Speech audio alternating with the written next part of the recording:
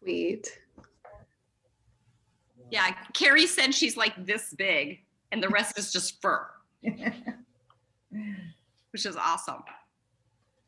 Okay, so Hannah, I did send you a thank you or just a note about the masks. I kid you not, I told them in the office too, I said, watch, I'm gonna make this announcement. Before I can even get to the table, they're gonna be like swarming like sharks, taking those shark masks. And it's I'm so glad. Thank you so much, yeah. You're welcome, my pleasure. Right, and you gave the directions for washing too, so I walk out and Sue Backus says, now, how do you wash these? I said, well, here you go. Came complete with directions and everything, so thanks. You're welcome, I'm glad.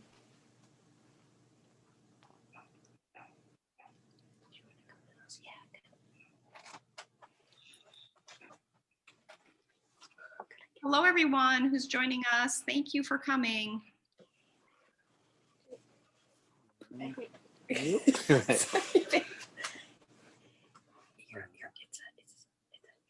Oh, Tammy? Yeah. Can you still use donations of disposable like N95 masks or anything? Or Yeah. are you set? No, we could still use them. Thank you. Okay, great.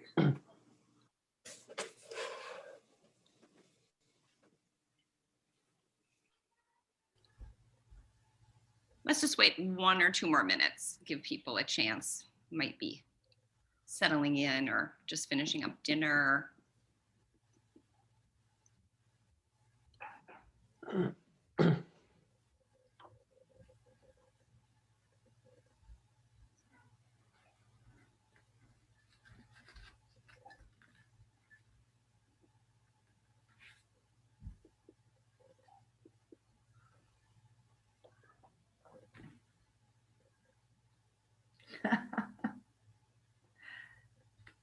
I love it, Sam. Oh yeah, go Sharks. This is Bruce. He's a Seward folk. All right. Of course he is.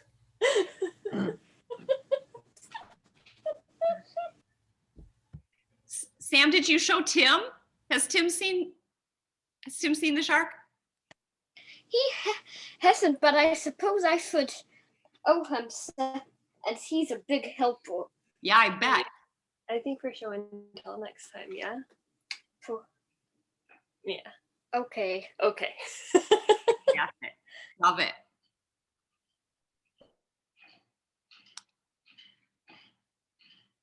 Hi, Deco. Hi, Hillary. All right. We'll get started. Hi, Kelly. Nice to see you.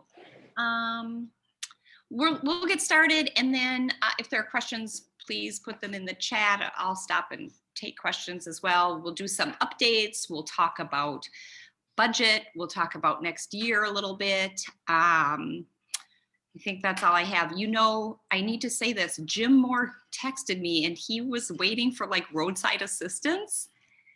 So I know I texted him back. I said, are you okay? Let me see. I haven't heard back. So I don't know. He just said he might not make it. So let's send good vibes to Jim and hope he's staying warm while he's waiting. So first of all, the first 4 days of school have been really fun, I would say is a good word, and full of joy. This afternoon, we had a staff meeting and we had a chance for people to share experiences, distance learning teachers, as well as on campus teachers, and overwhelmingly very positive comments and feelings and experiences. I don't know how many of you have a kindergartner or a high fiver at our school right now, but I have got to say they were like out of their cars and bye-bye. I walked a high fiver in and her family wanted pictures and she was having none of it. She was just like bolting in to get to school. No tears, nothing. I mean, I kept trying to help her, like, they want to take a picture. And she was like, no, not having this. Get me to school. And, you know, very seriously, I think there was just a lot of emotion a lot of joy, a lot of and wondering, and teachers really excited to have kids back, and kids excited to be back, and students who are distance learning. Overwhelmingly, the transition seems to have been very positive, according to the teachers, and I think that just speaks to the collective efforts of our staff to make sure that this goes well for everybody. We rely on each other. We're a team. And when I say everyone, I mean everyone. The engineers and our AEs have been phenomenal, and everybody, just a very, very, like I said, collective effort. And I just, at this point, couldn't be prouder. We have had bumps, I'm not gonna lie, some transportation concerns, as well as pick up and drop off has been a little on the dicier side than we would like it. But, you know, every day Claire holds a meeting and we do some shine and refine, and we're getting there. We're going to get there. And I say this all the time to people, like, it doesn't matter where you go to school, what school you're at. Drop off and pick up is like this everywhere, right? I got home a little earlier one night and I drove by a school that's actually super between our house and Claire's house. And they had a huge, huge drive, and their cars were out onto the road down far waiting. So we're not the only ones. I'm not trying to make excuses, but I think, you know, we cut time off today, and I anticipate it'll just get smoother and smoother once we get up and running. I think our top priority, like I said, is just safety, matching students with the right families. You know, we're just so used to people coming in and saying hi and signing out, and that kind of camaraderie, and this is just a whole different setup. So I appreciate your patience, but also if you have any questions or concerns, don't hesitate to let us know. But I am telling you this, like, for kind of like it's a little messy on drop off and pick up. Once the kids cross the threshold into the school, it's kind of like business as usual with, you know, some restrictions. We've got lots of staff on hand walking kids to their classrooms, helping kids get used to the arrows. Some of the kids are now helping me get used to the arrows because I kind of take a shortcut, or I think I'm not paying attention. So that's, I think, that's going really, really well. And I would also say classrooms. So our class sizes on campus are between 19 and 21. Our distance learning classes are larger. They're in the 30s to upper 30s. Those classrooms, those distance learning classrooms, we made sure got some significant support with another licensed teacher and some AE support as well. So it's a lot, but we're doing the best we can with the people in front of us who can help out. And then we have AE support on campus as well. Sue Backus asked a really good question at the staff meeting today. She asked kind of what's the break-even point for calling a teacher back or having another distance learning teacher. So what I would say is we could probably take another 10 to 12 kids, depending upon grade level, safely in the building before bringing another teacher back. We want to make sure that we're keeping that social distancing of at least 3 feet. You know, 3 feet's the recommendation. So that's what we're going on. You know, our kindergarten rooms are a little bigger, so they might be able to take a couple more. But I'm talking about 10 to 14 overall for seven E1 classrooms and 3 children's house. So not each. So just to be clear about that. And then we're looking forward to getting our E2 students on board, and I think that'll be really fun. I think the comment that sums it up the most, one of our 3rd graders was out in the hall. I was talking to her and I said, you know, how is it going? And she said, well, change is hard. She said, but I'm getting it and I'm making new friends. And I thought, isn't that the truth? I mean, I think that talk speaks to the adults as well as the kid experience right now, whether, like I said, it's in distance learning or on campus. Mitigation efforts, like I said, there's keeping the kids 3 feet apart, especially in our classrooms, 6 feet apart in the lunchroom or the cafeteria, the multi-purpose room, and the E1 Commons. And then we've got PPE stored on first floor and second floor, and that's for the adults and the children. And like I just acknowledged, Hannah, thank you so much for the masks. Anybody else donating masks, we can always use some, either for the children or the adults. So those are, like I said, there's 2 rooms for staff to help themselves to what they need. And I've just asked that they let me or Claire know when we're getting low, and we'll order more. That's a system we're used to. That's the system we use in the workroom for school supplies and things like that. So I'm not worried that we'll run out. Any questions about the first few days, mitigation, anything, or comments? You can put them in the chat or unmute.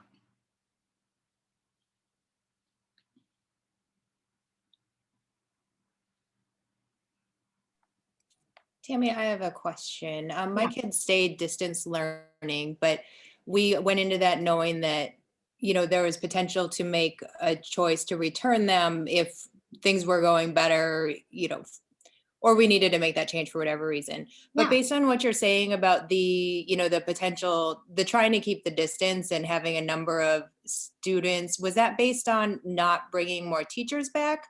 Or does that mean that, say, like 20 kids want to come back? Is it possible that not all of them can come back? And there could be a potential point where, I just want to make sure I understood that point about distancing and numbers of kids that could be accommodated.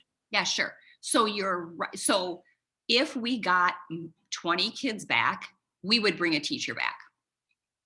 And we would give the teacher plenty of notice, right? We would say, if people were saying, come back, remember in the district policy or the guidelines around this, it can take up to 2 weeks. That would be a time that we would say, we need a couple weeks or at least a week to get this planned out, give the teacher time to get back. One thing that we had the distance learning teachers do is prepare their classrooms in case they did have to come back.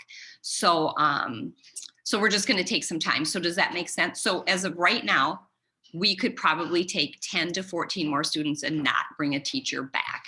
But once we get past that 14 mark, 15, 16 to 20-ish, we're gonna have to call a teacher back. And they're ready. They, you know, they offered to do distance, but they also were like, I'd love to be on campus. So no COVID cases at Seward. And I don't know about any other Minneapolis public schools. I don't know. But how that is handled is if there's an adult case, they report to me and Claire, and then we let the school district know, the head nurse, and there's a whole team of people, and then they have a decision tree to make. And so we go through questions like, I don't even know what the questions are. There's a bunch of questions, and then so it's like an if then. If this happens, then this, if that. We are doing a lot of contact tracing. Teachers are signing in and out of the building every day. And so we know who's around and who's around the kids. Now, if a student tests positive for COVID or gets COVID, we report that to our school nurse, and she too has a decision tree that she goes through. And then, families in that class would be notified, and everybody has a right to data privacy, so we wouldn't release names, but people would be notified. Any other questions?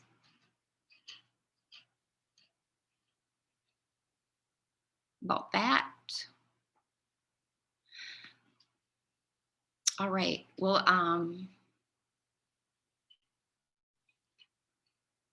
I don't know what that means, Tanya. Would you tell sibling classes? I don't know what that means. I have dogs fighting in the background, so excuse the noise. A question a parent that is still distance learning had asked me if I knew, and I didn't, was, so say I have a kiddo in a children's house, and then I have a kiddo in second grade. Say the second grade classroom gets notified that somebody had COVID. And so you notify us, but then would you also notify like kind of how it branches out, like to the different siblings, classrooms, and those students as well? So you know what, that is all part of that decision tree I talked about Okay. in contact. Is that because we're trying to keep kids in the same pod or class as much as humanly possible, right? So that would all depend upon contact.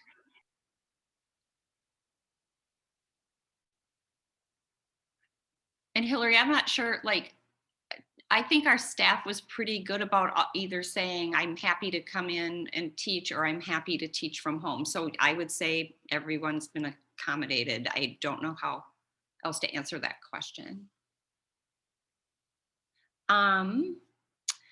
Budget is coming. Budget comes out next week. I haven't been given a specific day, so I'm assuming it's not Monday because it's President's Day. And I'm not sure, I'm just not sure, but I will tell you this. As maybe some of you know, if you haven't been through a budget cycle with me before, I'm really transparent about the money. I'll put it all out there and I'll show you exactly what's going on. Enrollment drives money. And so I can't even guess with the CDD what our enrollment's going to be. And so that's unfortunate because lots of, usually we run 840 to 880 students every year. And I can go, okay, here's how many teachers I need. This is the money. But I can't even begin this year to do that. So I want to be honest about that. I also, the budget's due March 5th. So I have 2 weeks to get this done. What I'd like to do is reach out to Christian and Jim and Mary and Carrie and Mr. Abdullahi and Saeed and say, we're gonna need a parent meeting about this so I can go over it with you beforehand, just to get some input. I think I've heard some things from all of you about next steps, which I'll get into in a minute. But that's where we are, and we don't have another meeting scheduled right before that budget is due. So does that make sense? I see people's heads nodding. If we called a meeting, give you at least a week's notice or something. Is that normal to have only about 2 weeks to turn around a budget? Wow. It is. Yeah, and it's been later. Like I feel like March 13th was a time, but it's usually about 2 weeks. And we've asked, just so you know, the Principals Forum has asked for an extension, which would help us. It would help everybody to reach out to their families, I'm sure, but it hasn't been granted yet. And I just don't know if it would be. If it gets granted, great, right? But if not, I'd just like to let you know I'd love to go through it with all of you. Okay. So a few things we've talked about with regards to budget is when we're a pre-K 5 school, we're probably going to need more specialists, and a couple things have come up around that. Bringing media back as an official prep rather than a collaborative model where kids get to check out library books on a regular basis. Or we've also talked about adding a language. I think, the thing about the language is research is kids have to be exposed to it on a pretty regular basis. I'm not sure how we would accommodate that. I don't know that it's best taught once a week, but that's been brought up. The other thing that our student concern team wrote a proposal for to get some extra funding, and I think I shared this with you before, but if not, we wrote a proposal to have an elementary counselor for the kids on site. The kids have been through a pandemic. They've, most of them have seen the murder of George Floyd. They've been part of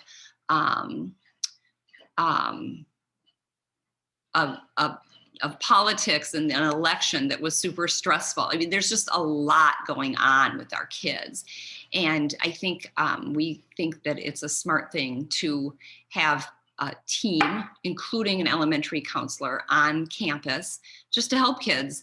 And an elementary counselor not only deals with kind of the social emotional kinds of things, but also academics and college and career ready, believe it or not, at a young age. So we submitted a proposal just to see if the district would give us a little extra money for that. I don't know if that'll happen, but and it'll just depend, like I said, on enrollment. Can you amend the budget after you know next year's placement? I can amend the budget to a certain extent after I think I don't understand the word placement, but I can amend a little bit of it. So here's typically what happens. We get a bunch of money. The bulk of that money literally goes to pay for staff. At the end of the day, there's not a lot of money left over, typically, after we pay staff. The money we've had in the past that we've kind of used discretionary, most times we've put toward Montessori materials, Montessori professional development. We have increased time for our school psychologist. Again, part of that student concern team. And then, yeah, and we've hired associate educators. We do a lot to support our students in the classroom. And that's really where our money goes. So we'll just, and I'm sure that's how it'll play out this year. It'll just depend upon, like I said, the enrollment, if we have to add an extra kindergarten or E1 classes or whatever. But like I said, we'll go through all this when I get it. Any other questions about budget?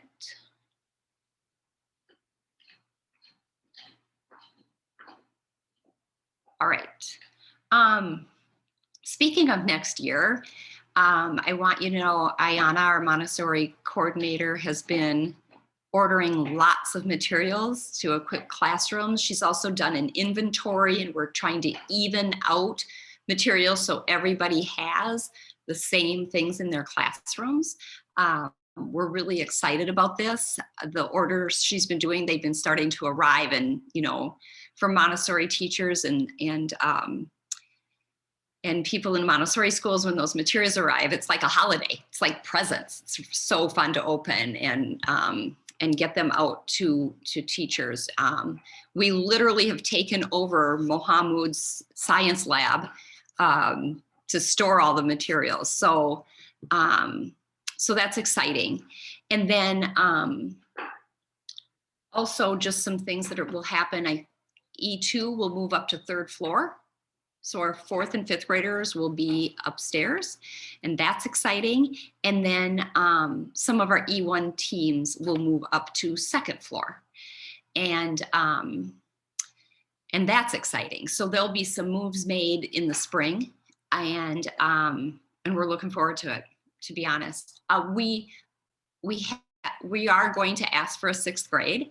We need to work with the district and the school board on that. So once the budget's in and settled, I think the best thing we can do is, with folks who are new to Seward, is get them on board and get a good parent group and student-led group going, and start getting ourselves organized and figure out between the district and the school board when to get on their agenda to make that recommendation. But definitely we're going to be talking about that this spring.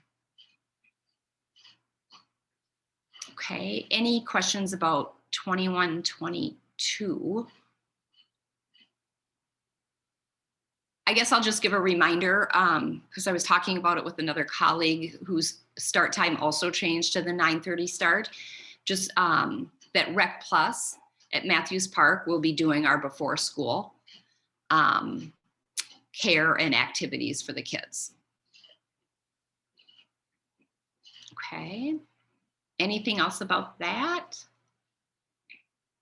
Will Rec Plus still offer after school care as well? Yes, I'm sorry, I should have said that. Yes, they will.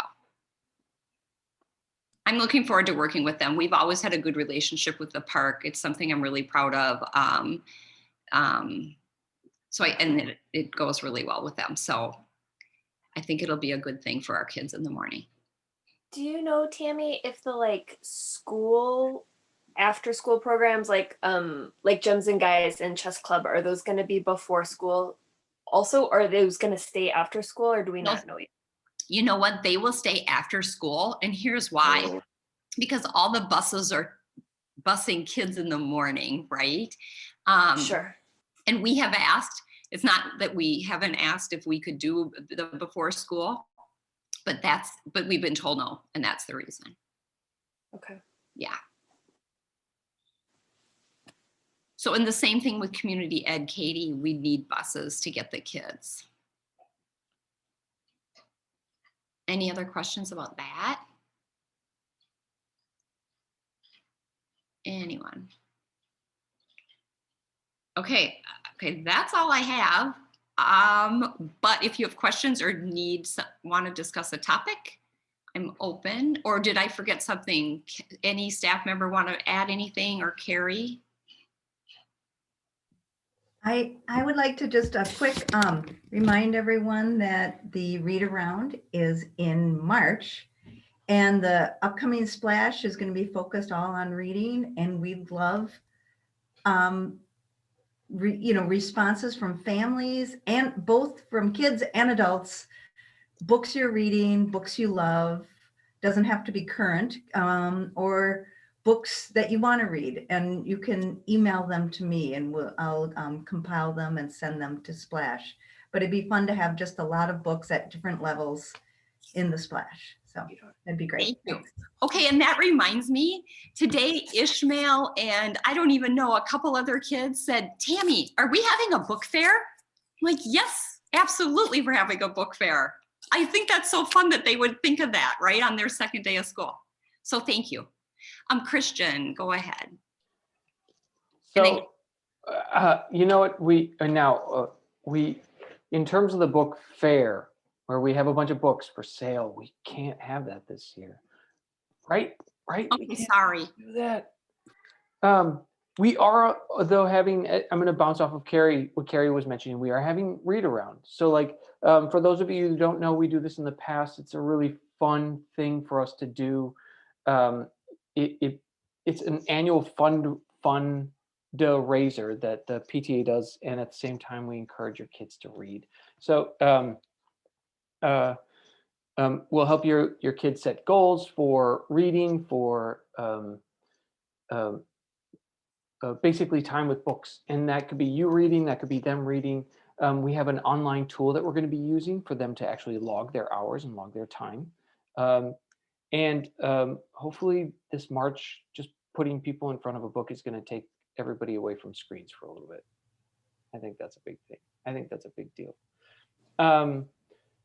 The other two things that I wanted to mention too is that Matthew Hendricks and then a past parent, Rolf Schultz, just secured a boost grant from the Minnesota Department of Transportation to increase our fleet of bikes, and as well as storage for that, and then maintenance for those bikes. And then there's a few additional things, like they're going to be painting some lines on the sidewalks and such to make it kind of look like intersections. So it'll increase our bike program a little bit, and we're looking forward to moving forward with that, I guess, really fast. And then last but not least, I just wanted to mention too that I'm the chair of the PTA, and PTA is part of the group that puts on roundtables, makes sure that these are available for parents. We're always looking for volunteers. Right now, we're actually looking for some expertise in anything from oh my gosh, we're looking for a treasurer. We're looking for people to take on additional support and responsibilities for chair. I am just basically looking for any help anybody wants to give us. So if you do have any questions, if you are interested at all, please contact me, and I'll put my email address in the chat shortly. And then I also want to just have Katie Nisley just quickly talk about, we have a parent book club that we put on as well. So Katie, if you want to say something really quickly. Thanks. I would love to. Hi, y'all. I'm Katie. I'm a parent to a couple kids at Seward and have taken on the organizing role for this parent book club. A small group of parents a couple years ago expressed an interest in getting together to read books that are specifically addressing race and racism and white body supremacy and how that's showing up in our school and our community and how we can participate in breaking it down. So we've read a few books, and I want to welcome parents who might have an interest in that because we're starting a new book right now. So this would be a really good time for new membership. So I'm all prepared. Here's our book that we're going to start. Our next meeting is Thursday, March 4th. We meet in the evenings on Zoom. It's set for 6:30 to 8 p.m. But we do select the time based on current membership. And so there is flexibility if folks are interested, but the time doesn't work, send me an email or come to that meeting and say what you need for a future meeting, and we might be able to accommodate it. The link for the meeting should be on the Seward website. Where else? You can email me, and I'll put my email in the chat. It's bookcluborganizer@sewardmontessori.org. The PTA also has a Facebook group, and I've been trying to make events there that the link will be. So any of those places could get you potentially to our group. Anyone is welcome. Oh, and this is important. This is a really new book, and so it's hardcover only, and it's quite expensive.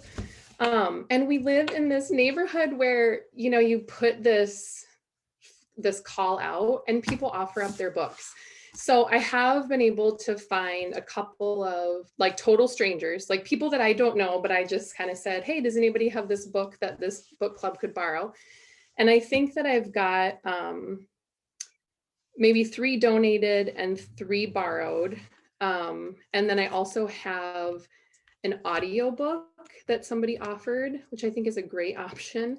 It's a CD option. So if anybody is interested or has a friend who's interested in listening to the book on CD, that would be available to borrow from a neighbor who I don't know, but who like had it and offered to loan it out.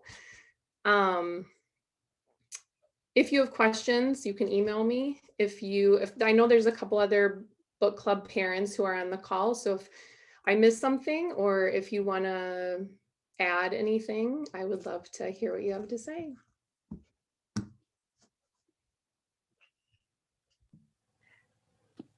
Thanks, Katie. Tammy, can I add one more thing about Read Around? I forgot to mention that new this year is going to be story time, which will be a Zoom story time on Wednesday nights for Wednesdays in March. And the information will go up, will be in our website, and we'll do a robo email, and it'll be on the splash, but you will, Tammy is going to be one of our storytellers, and Claire, Lori from Children's House, I understand does really something really special with small characters. That's awesome. And Sarah, who is in pre-K, her sister is willing to do it, and that will be in Somali, which will be, I would think, awesome for all of us. Those times and the link will be going out for everyone. Hey, Sam had a related idea. I know Carrie or maybe Christian mentioned the Zoom story time in an earlier meeting. And can perhaps sometimes if we could find times we could find some times that come on me eating with, I could read books to my teachers as well. So sort of like the reverse of that, instead of a Zoom teacher story time, like a Zoom time where the kids could read to some staff. Yeah. Love it. Great idea, Sam. It's a great idea. Love it.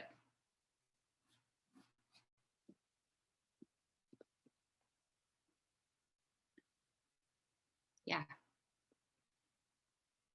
Let's see how if we can operationalize what that might look like as a team. All right, any other announcements or questions?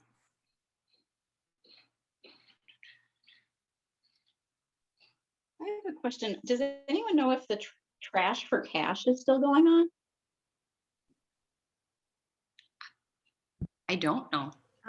It is going on, but we don't have a coordinator for it, which makes it difficult because we need someone to gather it and mail it in. So that's another area that we're looking for a volunteer for.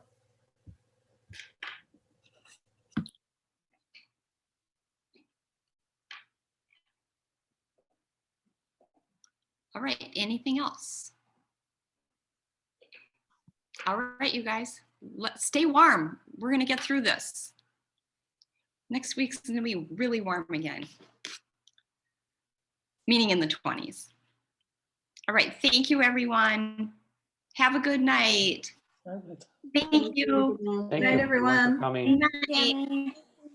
Bye. Thank you. Hey, there's Bye. Erin. Bye, Erin. Bye. Oh. Thank you.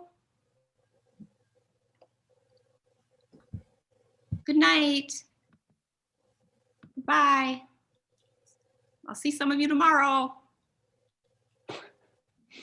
Thanks, everyone. Good night. Hey, Tammy, you're right, by the way, that now that the second day today, when I was dropping both my kindergartner and my second grader off, both of them were just like, bye, Dad. Just Yeah. see ya. Okay, I gotta go. Yeah. School. Yeah. No doubt. Yes. Some of them didn't even want to be walked in. We were like, all right, let's walk you. And they're like, no, no, no, no, no. I know where I'm going. Yeah. They're insulted. Don't let the door hit ya, Dad. Right. I'm going in by myself. Claire, you have to tell them wasn't it a kindergarten? 2 kindergarten experiences this week. What, the Hindenburg? Didn't somebody give you the history? Oh, one of the kindergartners asked me who I was. So I was like, I'm Claire, I'm the assistant principal. And they're like, oh, like an assistant attaché. And I was like, sure, yeah. And I'm like, I have no idea what that is. And so then I like kind of slunk away to my office and I Google it and I was like, oh, wow, she was like totally right. And then the other one, like literally 10 minutes later, I walked into and they're like, have you ever heard of the Hindenburg disaster? Another kindergartner. And I'm like, when did this happen? How do they all get smarter than me? Like, I need to catch up with our kindergartners. What's the word? Attaché. Attaché. How did I not hear any of this? I know. It was unreal. Yeah. And she like, I asked her too, I was like, oh, kind of like, oh, do you know what that is? And she's like, yeah, it's kind of hard to explain. And then I like looked it up and I was like, okay, yeah, you're right. It is kind of hard to explain. Okay, so I just have to look it up because I don't know what it is. Yeah, see? It's like an assistant to like a diplomatic leader. So like someone that like a political leader and then they have an assistant. I was like, oh yeah, I guess that's a good, yeah. Yeah, they have been so charming and so delightful. It's just been a lot of joy this week. Yeah. Educating all of us. Claire's not the only one. Yeah. On Monday, I was walking one of the kindergartners to the bus and I just, yeah, how was your day? And she said, it was the best day of my life. I was like, yes. Good. Wow. Yeah. That's You're awesome. Really making it hard for me to justify keeping my kids home. Oh, but you know, it's fine. If you pick distance learning, that's just fine. No, like there's fine. But I felt like, oh, I'm doing this like in solidarity with like people not wanting my students in the building. And then it's like, oh, but people in the building are loving it. Yeah. Well, yeah, I have to be honest, but Katie, you can always change your mind. And I also think we talked about this as a staff today. I think that, if we get into mid-March and we haven't had cases and things are safe and, I think a lot of people will reconsider, or maybe even after spring break, like for fourth quarter. Mhm. I mean, I really respect everyone's decision. There are reasons for everything at this point. Yeah. So That's what we would really like to do. yeah, you and probably a lot of, and then we have families who are just not going to send their kids back this year. There's just no way, and we know that, and we'll figure it out. But it's been fun. I forgot to ask this at the meeting. Do you know what the vaccination rate is? Like, do you know how many of your teachers have gotten their first vaccination? You know, and I suppose No, it's I don't. not public knowledge either. So Yeah, I think that's I don't think we can know. right. Right. I mean, a lot of them have told us. Yeah. Just it's not, nobody's hiding it, but It's yeah. high, like from just what people have said. Cool. Yeah. Many of them have got their first shot that are in person. Great. That would make a big difference to know too. So you're saying you can't even disclose like numbers? Well, wait, we can't even Can't ask. ask them. Right. Okay. We can't ask them. Right. That's too bad, because that's another piece that I feel like, again, my intention behind most of these decisions is like how to be in service and solidarity with people in the building. Yeah. So Yeah, With I would say, point, couldn't we say everyone has had the opportunity? yeah, I yes. mean, right? I mean, there will be a point where we know that.